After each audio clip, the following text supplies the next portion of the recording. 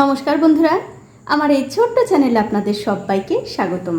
আমি আজকে আপনাদের রান্না করে দেখাবো সম্পূর্ণ ভিন্ন স্বাদের লিচুর পায়েস। তো লিচুর পায়েস রান্না করার জন্য লাগবে আমাদের লিচু। এখান থেকে আমি কিছু লিচু মানে 10-15টা লিচু নিয়ে এরকম করে একটু খোসাগুলো ছাড়িয়ে নিচ্ছি। আর বন্ধুরা, আপনাদের কাছে অনুরোধ থাকলো আমার এই সম্পূর্ণ ভিডিওটা দেখবেন, দেখলেই তাহলে আপনারা বুঝতে পারবেন লিচুর পায়েস কিভাবে রান্না করতে হয়। আর আমার এই রেসিপিটা যে বন্ধুরা যেখান থেকে দেখছেন অবশ্যই দেখার পর যদি আপনাদের ভালো লাগে একটা লাইক করবেন আর শেয়ার করে দেবেন আপনার বন্ধুদের কাছে, যাতে তারাও এই লিচুর পায়েস রান্না করার বিষয়ে জানতে পারে এবং শিখতে পারে। তো এইরকম করে আমি 10 থেকে 15টা লিচু থেকে খোসা ছাড়িয়ে নিয়ে তারপরে আপনাদের দেখাচ্ছি। তো এই দেখুন বন্ধুরা, এক এক করে কিন্তু আমি সবগুলো লিচু থেকে খোসা ছাড়িয়ে নিয়েছি। এবারে এগুলো একপাশে রেখে দিচ্ছি। এখন একটা কড়াইতে দিয়ে দিচ্ছি 1/2 লিটার দুধ। এবারে গ্যাসের ফ্লেমটা বাড়িয়ে দিয়ে এই দুধটা খুব ভালো করে জাল দিয়ে নিতে হবে। দুধটা কিছুক্ষণ জাল দিয়ে নেওয়ার পর যখন দেখবেন এই দুধটা সামান্য একটু গরম হয়ে গেছে, তখন এর মধ্যে দিয়ে দিচ্ছি আমি 1 প্যাকেট গুঁড়ো দুধ। এতে করে কি হবে, এই দুধটা খুব তাড়াতাড়ি ঘন হয়ে যাবে, আবার খেতেও কিন্তু ভালো লাগবে। তারপর দিয়ে দিচ্ছি মিষ্টির জন্য স্বাদ অনুযায়ী চিনি। এবারে চিনি আর গুঁড়ো দুধটা এই দুধের সঙ্গে মিশিয়ে দিয়ে আবারও খুব ভালো করে জাল দিয়ে নিতে হবে। যতক্ষণ না এই দুধটা শুকিয়ে একটু ঘন হয়ে আসছে ততক্ষণ কিন্তু জাল দিতে হবে। দেখুন, দুধটা জাল দিয়ে কিন্তু আমি অনেকটা ঘন করে নিয়েছি। এখন আমি এর মধ্যে দিয়ে দিচ্ছি একটা সাদা এলাচ আর দিয়ে দেব সামান্য একটু কর্নফ্লাওয়ার। এটা আমি ঠান্ডা জলে গুলিয়ে তারপরে দিয়ে দেব। এতে করে কি হবে, এই দুধের মিশ্রণটা আরও একটু ঘন হবে, খেতেও ভালো লাগবে আবার দেখতেও ভালো লাগবে। দেখুন, কর্নফ্লাওয়ার কিন্তু আমি ঠান্ডা জলে গুলিয়ে দিয়ে দিলাম। তারপর আবারও খুব ভালো করে এই দুধটা জাল দিয়ে নিতে হবে। দেখুন, কর্নফ্লাওয়ার দেওয়ার পর এই দুধটা কিন্তু আমি আরও 2 মিনিট মতো ভালো করে জাল দিয়ে নিয়েছি। আর দেখতেই পাচ্ছেন দুধটা কিন্তু অনেকটা ঘন হয়ে গেছে।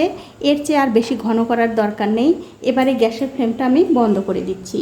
এবারে যে লিচুগুলো আমি খোসা ছাড়িয়ে রেখে দিয়েছিলাম সেখান থেকে একটা একটা করে লিচু নিয়ে ঠিক এইরকম করে কেটে লিচুর মধ্যে থেকে বীজগুলো বের করে নিতে হবে। আর একটা জিনিস খেয়াল রাখবেন, এই লিচুর মধ্যে থেকে বিচিগুলো বের করার সময় যেন এই লিচুগুলো যেন ভেঙে না যায়, একটু সাবধানে এই কাজটা করবেন। দেখুন, ঠিক এরকম করে বিচিগুলো বের করে নিতে হবে। তো দেখুন, সবগুলো লিচু থেকে কিন্তু আমি বিচিগুলো বের করে নিয়েছি। এখন দেখতে পাচ্ছেন একটা প্লেটে আমি কিছু কাজু বাদাম আর কিশমিশ নিয়েছি। এবারে এই কাজু বাদাম আর কিশমিশগুলো একটা ছুরি দিয়ে আমি ছোট ছোট টুকরো করে কেটে নেব। দেখুন, কাজু আর কিশমিশ কিন্তু আমি খুব ভালো করে ছোট ছোট টুকরো করে কেটে নিয়েছি। এবারে এগুলো একটা বাটিতে তুলে নিলাম। তারপর এর মধ্যে দিয়ে দিচ্ছি 1 প্যাকেট গুঁড়ো দুধ। তারপর এর মধ্যে দিয়ে দিচ্ছি একটুখানি যে দুধটা আমি জাল দিয়ে ঘন করে রেখেছিলাম সেই দুধ। এবারে সব কিছু খুব ভালো করে একটু মিশিয়ে নিতে হবে। তবে বন্ধুরা, এই মিশ্রণটা কিন্তু একদম পাতলা করা যাবে না, এরকম একটু ঘনই রাখতে হবে। দেখুন, সব কিছু দিয়ে কিন্তু আমি খুব ভালো করে মিশিয়ে নিলাম।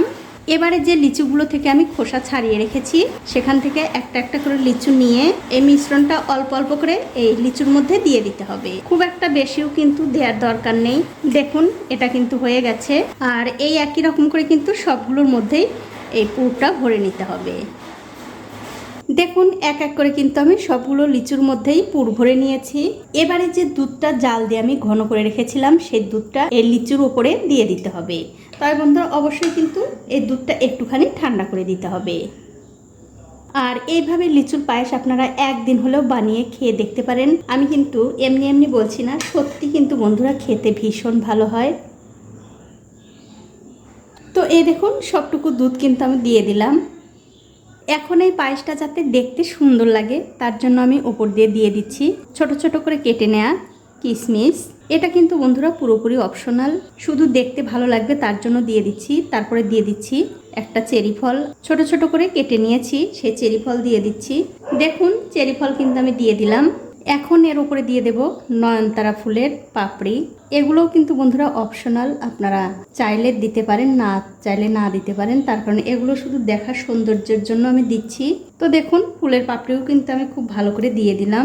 তো দেখলেন তো বন্ধুরা কত সহজেই এই লিচুর পায়েস রান্না করা যায়, একদম কিন্তু সোজা। আর আমার বিশ্বাস এই লিচুর পায়েস বানিয়ে যদি একটা লিচু আপনারা মুখে দেন তাহলে কিন্তু আপনাদের মনে হবে এই সবগুলো লিচু আপনি একাই খেয়ে ফেলবেন, এতটাই ভালো লাগে খেতে। তো বন্ধুরা আমার এই লিচুর পায়েস রান্না আপনাদের কেমন লেগেছে? যদি ভালো লেগেই থাকে অবশ্যই একটা লাইক, কমেন্ট আর শেয়ার করতে ভুলবেন না।